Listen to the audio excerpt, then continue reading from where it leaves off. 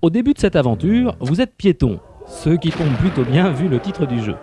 Vous êtes un agent secret et subissez un bombardement allemand en Grande-Bretagne. Lors de la chute d'une bombe, vous remontez dans le temps en 1912 exactement, dans un bateau dont le nom est Titanic. Vous avez déjà vécu cette aventure, elle vous a coûté les jambes. Réussirez-vous à modifier le passé ?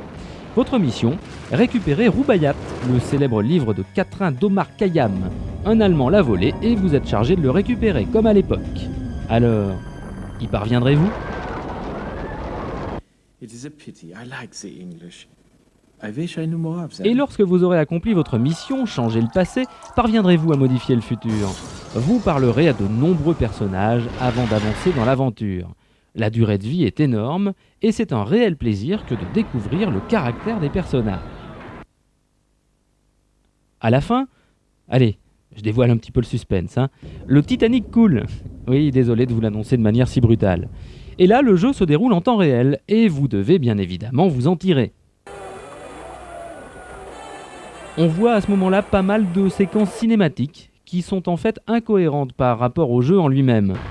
Par exemple, vous avez beau descendre dans les niveaux inférieurs du bateau, il n'y a pas d'eau. Ces cinématiques en revanche sont exceptionnelles.